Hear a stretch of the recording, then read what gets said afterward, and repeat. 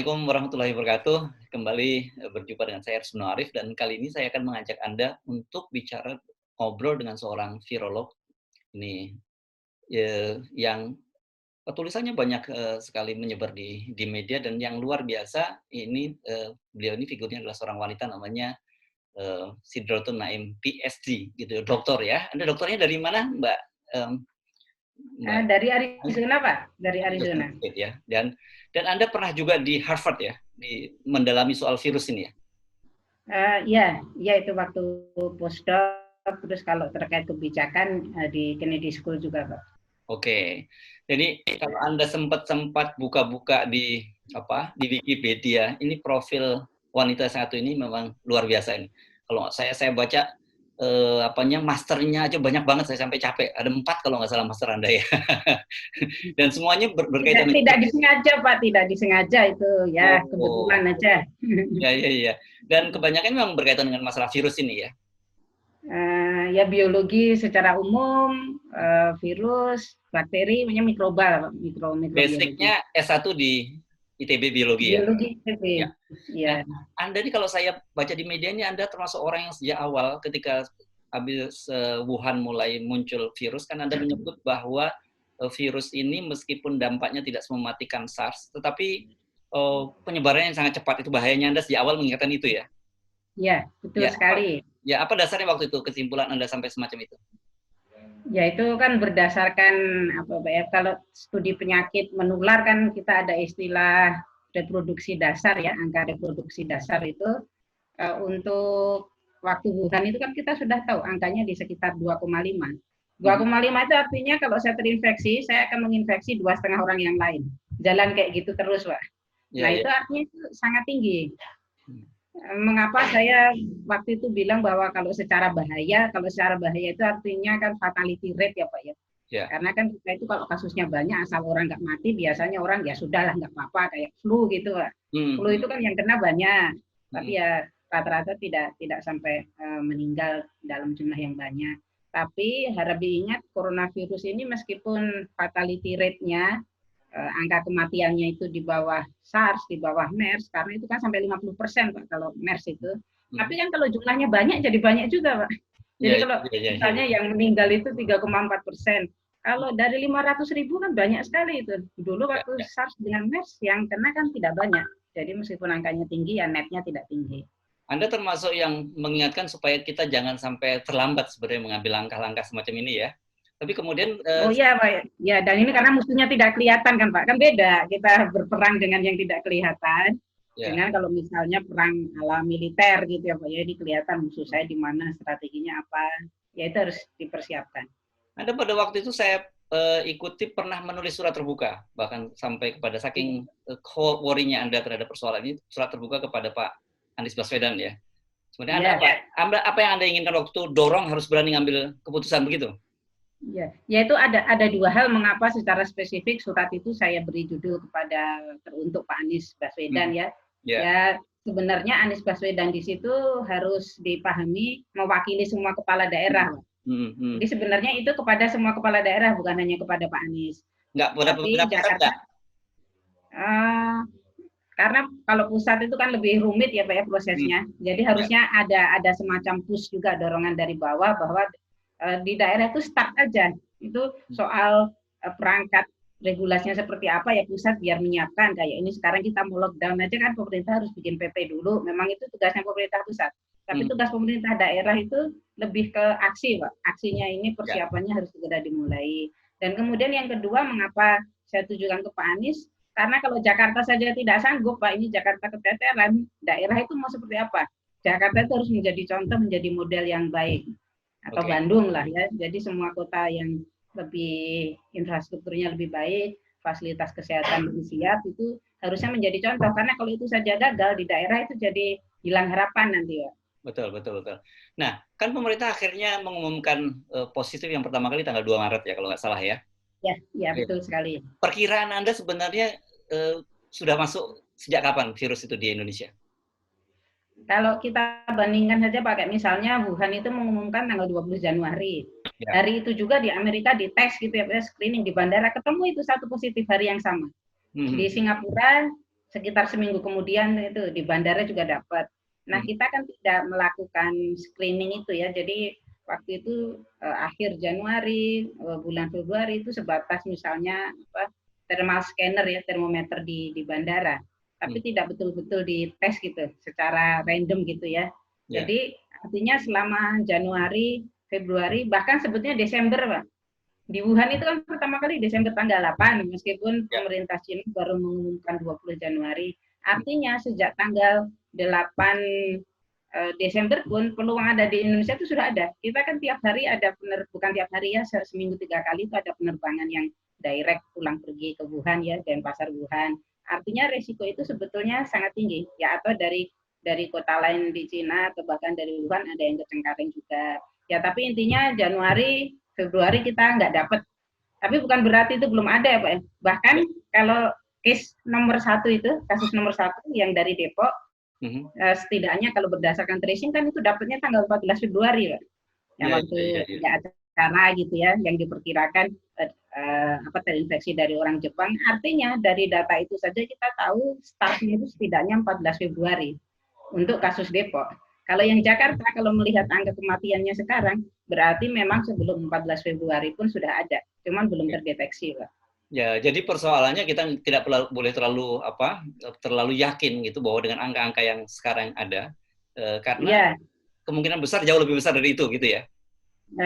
Ya, kasusnya lebih besar dari itu dan lebih awal sebenarnya. Sebelum tanggal 2 Maret pun sudah ada, cuman tidak terdeteksi. Jadi ketika seorang profesor di Harvard yang menyatakan bahwa kemungkinan besar di Indonesia sudah terinfeksi itu sebenarnya warning yang harusnya kita tidak boleh anggap remeh, kan begitu kan? Iya, dan itu kalau saya misalnya menjadi pengambil keputusan di situ, justru itu saya jadikan dasar, berarti kita kurang agresif ini ngejarnya ini. Harus ngetes siapa. Jadi bukan pertama malah denial. Nggak mungkin, kita kan sudah tes. Memang tidak ada, memang kita nol. Kan harus ada prinsip kehati-hatian ya. Apalagi negara tetangga waktu itu, Filipina, Thailand, Malaysia, Singapura, semua sudah ada kasus positif, kecuali Indonesia. Sebagai ilmuwan, apa perasaan Anda ketika banyak sekali ilmuwan, bahkan juga pejabat pemerintahan asing meragukan dari kemampuan dari pemerintah melakukan pendeteksian terhadap virus corona ini? Ya, tentu saja kalau kita bicara kaitannya dengan kedaulatan ya, kan urusan ngetes itu urusan bangsa kita sendiri. Jadi kita harus punya kebanggaan juga ya kepada Indonesia. Tetapi di sisi lain ya bangga itu ada konsekuensinya, ada komitmennya. Kayak ini misalnya kasus penyakit menular, kalau kita mau menunjukkan bahwa kita sanggup untuk mendeteksi, ya lakukan proses deteksi yang benar. Bahwa orang luar berkomentar, ilmuwan luar berkomentar, ya itu kan biasa aja ya, di mana-mana itu orang berkomentar ada. Tapi apakah komentar itu kita follow up secara serius atau dianggap sebagai noise, itu kan pilihan. Ya, nah kemarin ketika diajak rapat oleh kantor staf kepresidenan, Anda saya dengar, saya baca mengusulkan ada semacam namanya lockdown yang dimodifikasi. Itu apa maksudnya lockdown dimodifikasi? Apa bedanya dengan lockdown secara umum gitu? Ya, itu kebetulan memang saya yang mengusulkan ya. Awalnya itu kan ditanyakan kepada kami apakah harus dilakukan lockdown. Tentu saja kalau dari tenaga kesehatan ya, dokter-dokter di garis depan, saya sangat paham beliau-beliau prefer lockdown yang kita pahami bersama ya, karena dengan seperti itu kasus itu bisa ditekan, dokter, perawat, semua tenaga kesehatan bisa fokus merawat yang sedang sakit. Tapi harap diingat, kita itu belum pernah punya sejarah lockdown, Pak. Saya kan pernah tinggal di Amerika, saya pernah di Boston, waktu itu ada sebuah kejadian di mana kami harus lockdown beberapa hari ya. Jadi kalau orang Amerika dikasih tahu lockdown itu bayangannya ada lah, Pak. Kalau kita kan belum pernah, jadi ya masyarakat kalau misalnya bingung ya itu wajar, jangan dianggap ini dasar masyarakat tidak terdidik, bukan seperti itu ya. Satu itu secara sejarah, secara kultur belum pernah ada. Jadi ya perlu ada modifikasi itu, misalnya kalau lockdown yang total itu kan betul-betul nggak boleh keluar rumah, Pak. Kalau ini yang mungkin nanti kotanya lebih sifatnya kota. Iya, kalau lockdown total, Pak. Kalau lockdown total gitu ya, lockdown yang dipahami itu kan orang tidak boleh keluar rumah. Tapi kalau ini kan kita bisa memodifikasi, misalnya kayak Malaysia itu. satu orang masih boleh berbelanja. Atau bahkan di Wuhan sendiri itu kan pas bulan bulan Januari gitu orang masih boleh keluar untuk beli apa. Terus nanti Februari mulai dibatasi, serumah hanya satu, dibatasi lagi cuma boleh seminggu sekali belanja. Kan itu bisa bertahap ya. Dan jangan lupa kita kan sektor informalnya banyak. Banyak sekali ya proporsi di masyarakat itu yang mengandalkan hidupnya dari mata pencaharian yang sehari-hari. Ya entah buka warung, entah ojek online, entah pedagang asongan. Ini kan harus dipikirkan. Jadi harus betul-betul dihitung. Tidak bisa misalnya hari ini langsung mengumumkan besok lockdown, padahal misalnya terus lockdown itu berapa lama? Kan kalau 2 minggu, 3 minggu, 4 minggu itu persiapannya beda. Jangan sampai justru menjadi kontraproduktif ya. Jadi memang semua harus dipikirkan, cuman ini karena emergency mikirnya nggak boleh lama lah. Kalau kelamaan virusnya kan nggak peduli itu, dia sudah kemana-mana.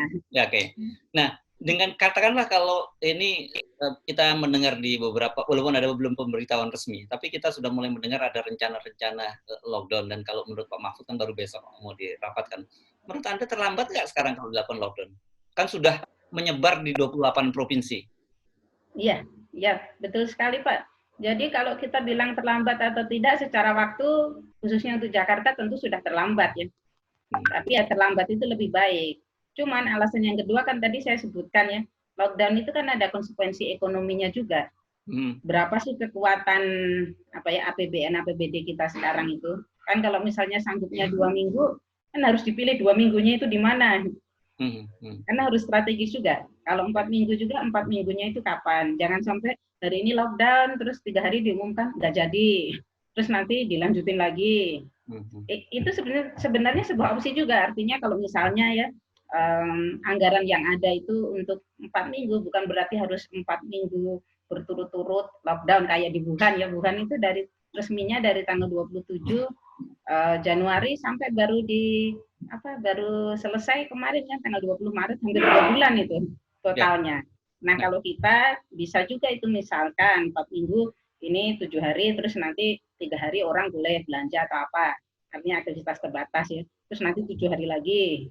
Seperti itu pun itu sebuah opsi. Karena mungkin terlalu tadi itu juga kalau langsung sebulan penuh itu karena kita belum pernah mengalami, mungkin itu terlalu berat juga. Dan mungkin nanti akan banyak yang melanggar juga. Ya.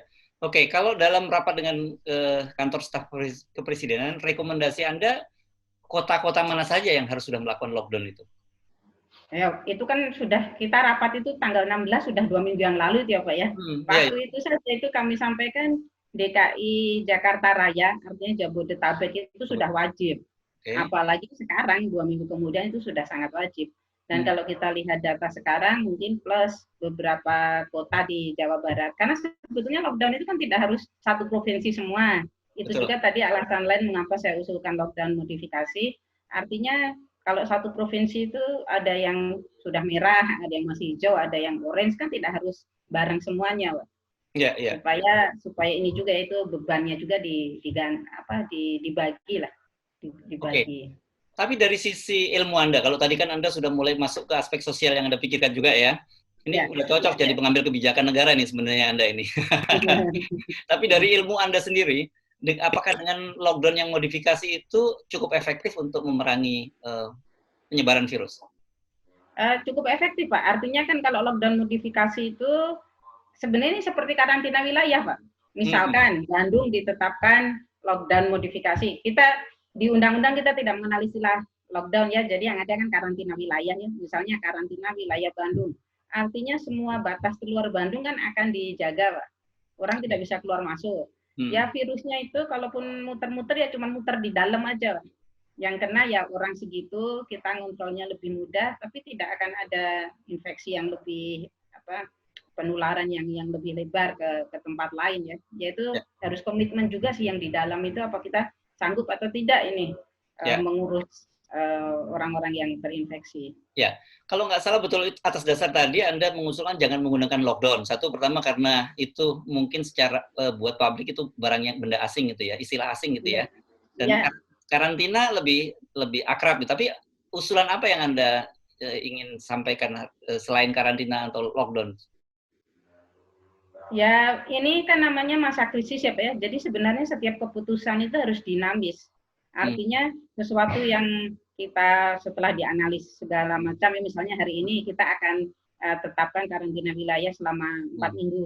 Ternyata ya apa ya mungkin berkat doa banyak orang juga ternyata dalam 2 minggu kasus baru itu turun gitu. Artinya kan Hmm. kita tahu ini kita bisa lebih loose.